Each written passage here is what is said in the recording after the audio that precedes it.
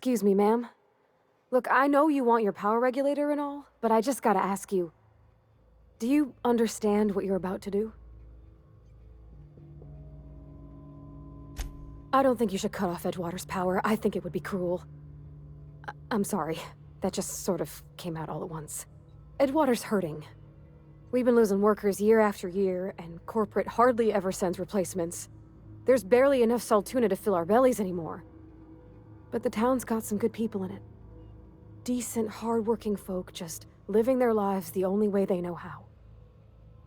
They don't deserve to be punished.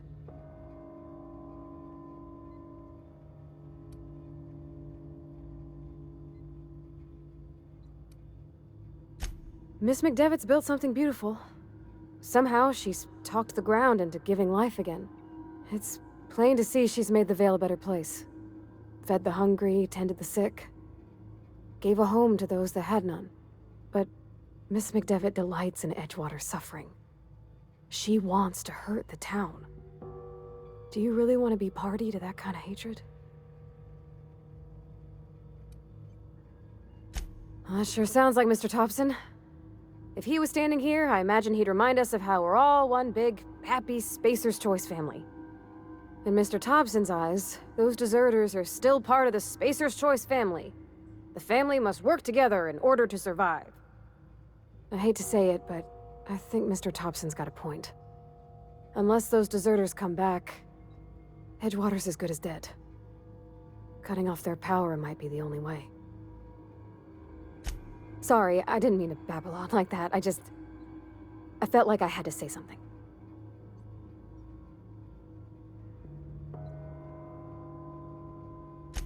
Really? I mean, wow. Thanks. No one's ever told me those words in that order.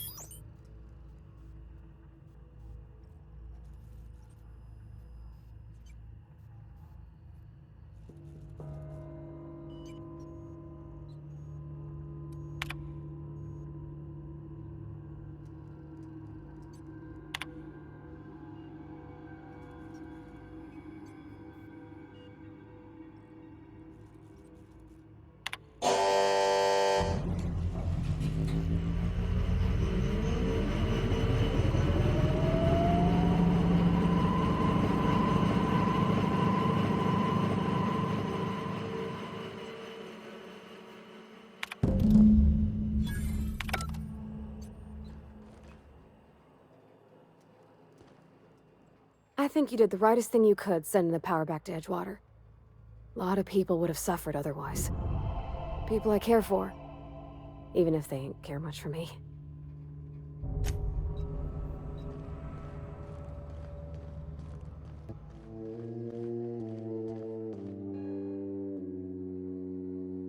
That's the thing about growing old. Your eyes start to fail.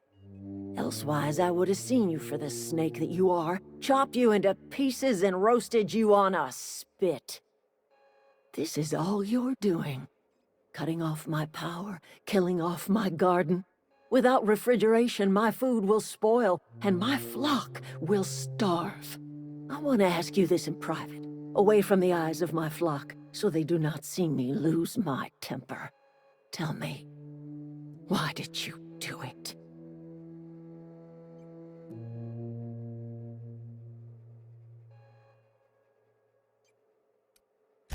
You killed my garden, destroyed my community, sentenced my flock to a lifetime of slavery in Edgewater for a power regulator. Well, shit, I wish it was personal. Go talk to Grace and Thomas. Look them in the eye and tell them their life here is over, and the only thing left to do is go back to Edgewater. This is now your responsibility. And you tell Reed Thompson that I will never return to Edgewater. I would rather die among my flowers than live under his management.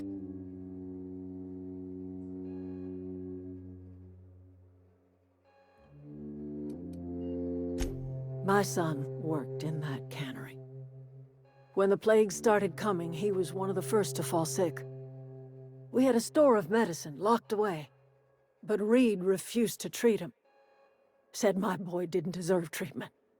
Said the medicine would have been wasted on him. So I buried my boy in the cemetery, gathered my belongings, and left. That's as much of the story as you need to hear.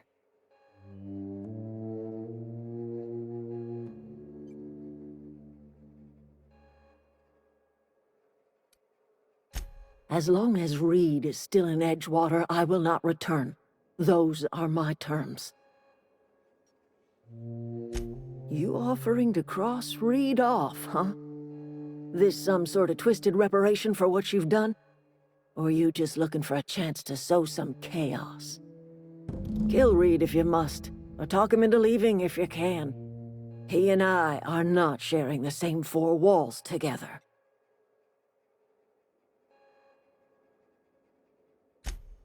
Tell Reed that I can make his people healthy again. I can end their plague. Start a new garden right in the cannery. 3 square meals for every man and woman in Edgewater. Tell him how I've made the Vale bloom again. The soil has whispered its secrets to me, and I alone know how to breathe life back into the earth. The secret is human corpses. I've been grinding them up in my fertilizer for years. Marauder, worker, don't matter much to me. The human body is rich with nutrients.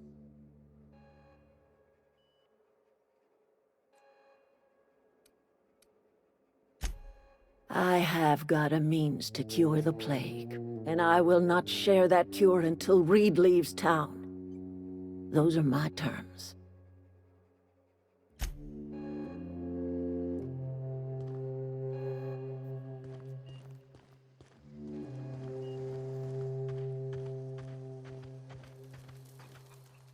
Everybody keeps staring at me. It's not my fault the power's dead. I've been thinking about going back. I'm not much use to anybody here. I get sick thinking about working at the cannery. I can't do that again.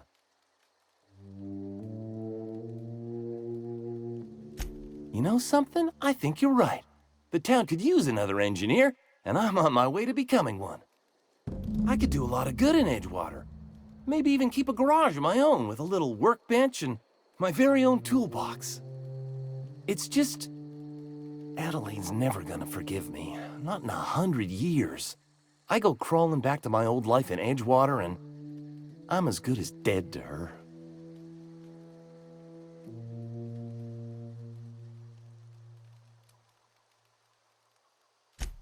Adelaide hates Edgewater, hates everything Edgewater stands for. Hates what that town does to people. What it did to her.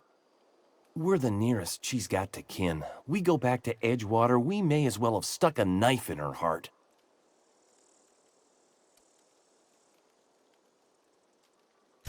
You know where to find me.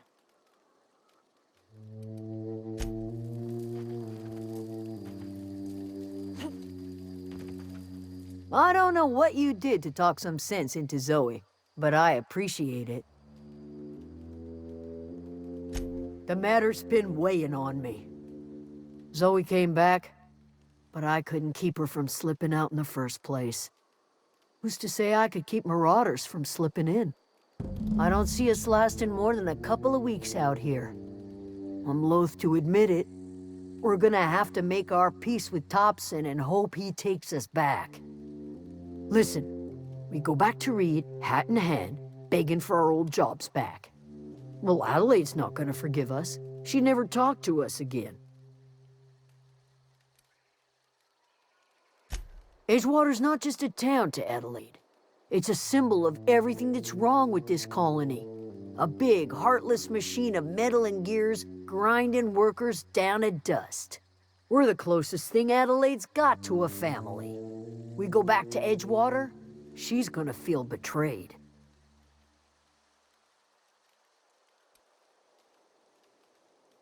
Sure, suit yourself. I'll be here. This is a fine day, friend. Power flows through our town like a cool stream of water. I trust Adelaide's people have seen their way to reason. So, When can I expect them back at their posts?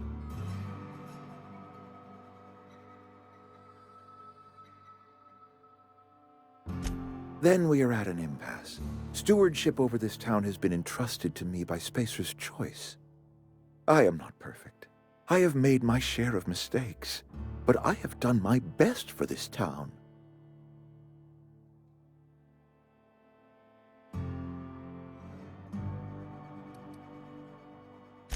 I am not without compassion for Abernathy's predicament, but the plague has taken a hard toll on us all. I am a Spacer's Choice man. My father was a Spacer's Choice man. Edgewater may not look like much to some buttoned-up freelancer, but it is my home.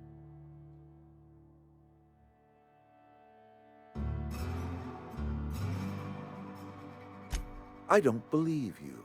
Plague's a reality of life. Best treatment is a good work ethic.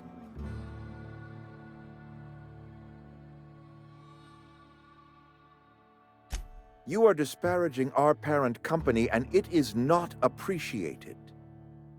We are a Spacer's Choice Saltuna cannery. We eat Saltuna here, and only Saltuna.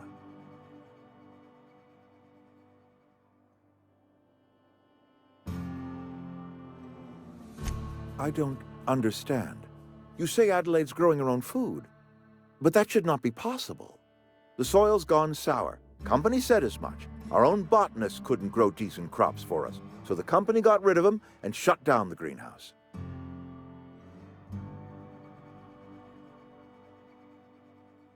You will excuse me for being skeptical. How exactly is Adelaide growing crops in barren soil?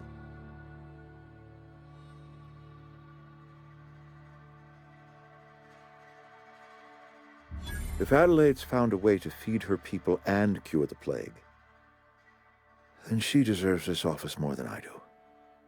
I won't stand in her way. My life here is ended. Give me a little time to settle my affairs.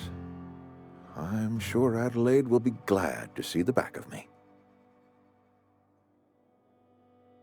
A couple months ago, I might have put in for a transfer. It's a big colony. Spacer's Choice has other towns. Now, I couldn't show my face in any of them. No such thing as an honorable resignation. Suppose I could find a place outside the walls, or put in for early retirement. I don't know. I could see myself lasting a week.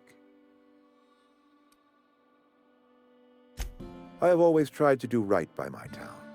It has never been easy. Look at that. The snake's come back. I never thought I'd see the day that Reed Thompson abandoned his post. Suppose we all have a breaking point. Suppose it's time our flock made our way back to Edgewater. We must tend to what remains of the town and carry on with our lives as best we may. You're vexing to me, you know? Injuring us with one hand, helping us with the other. Here, I'm giving you something to leave us be. It's a ransom, you understand, not a reward.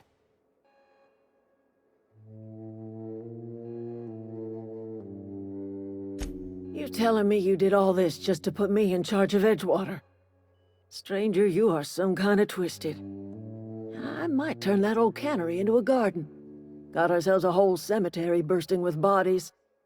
I need some time to gather my personals. Long walk back to Edgewater. Got a considerable burden to carry.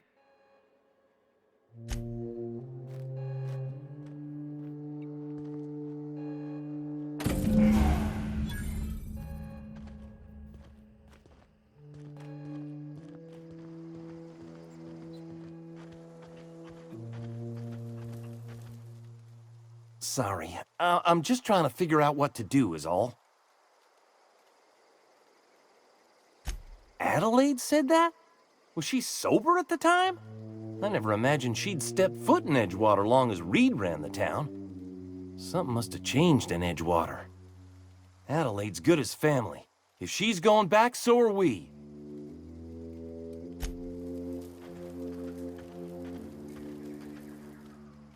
Never liked Reed much. Can't say I'm sorry he's gone.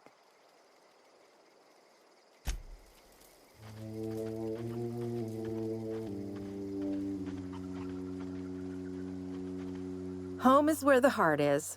Marauders took that saying a little too literally. Captain, I have detected that Edgewater's power supply is now optimal. I applaud your willingness to invest your time in the local community.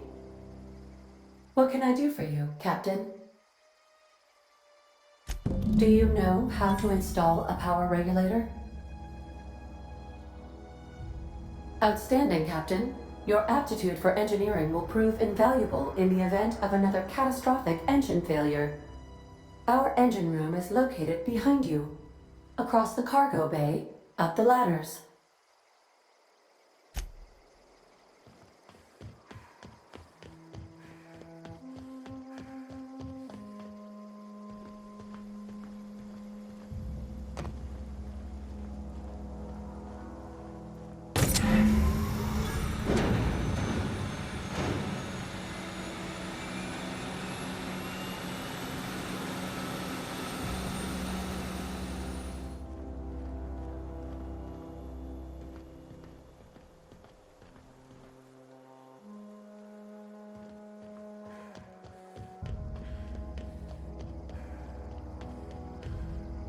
What can I do for you, Captain? All systems are operating within acceptable parameters. I am prepared to bring the unreliable into low-altitude orbit. This should prove an adequate test of our flight capabilities.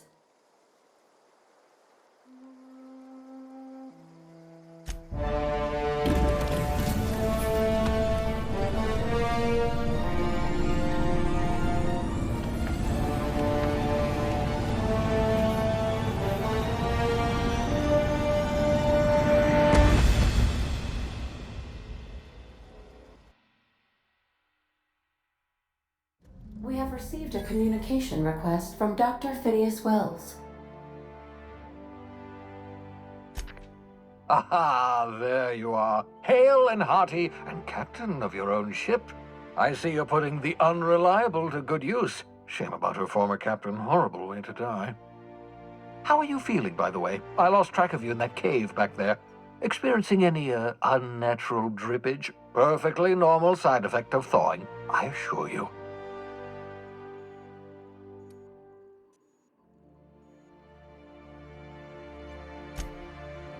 Oh, that, yes, that's probably permanent.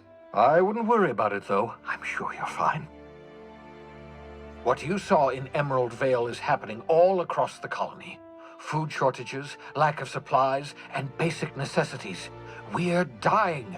The chairman, the minister, and all their lackeys on the board are to blame. The Hope has some of the brightest minds Earth ever sent us. If we can revive the Hope's colonists, they can help us undo the board's mistakes. They can help us set things right. You need to get to Stellar Bay on Monarch. I have contacts there. They'll help me, help us, find the chemicals to revive your fellow colonists. Gladys Kelly, lovely woman, runs a cozy little black marketing outfit on the Groundbreaker. She can get you a nav key to land on Stellar Bay.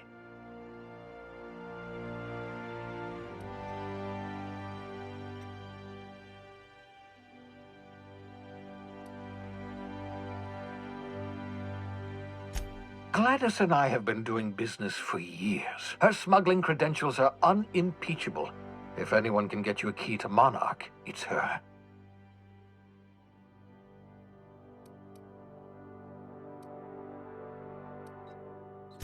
Strictly speaking, Monarch is a moon, terraformed badly, and almost completely lawless. You'll love it. Captains don't fly their own ships, you see. Your navigation terminal handles the, navigation. Think of a nav key as a set of flight instructions. The board's been confiscating nav keys for Stellar Bay, so we must rely on unconventional means of acquisition. Hence, Miss Gladys Kelly. Excellent. I'll send her a wireless. Let her know you're coming. By the way, I gave Captain Hawthorne a disguise apparatus of my own design, cutting-edge technology years ahead of its time. I call it the Holographic Shroud. I'm sure it will prove remarkably useful to you. You'll find it in the captain's quarters. Excellent. I'll contact you once you've found a way to get to Stellar Bay. If you have any questions, come see me in my lab. And remember, don't trust the board. They'll try to win you over with promises of wealth and power, but it's a lie. The board's only interested in filling their own pockets. If we don't put a stop to them, they're going to run this colony to the ground. Transmission ended. If you are ready to depart, please select a destination on your navigation terminal.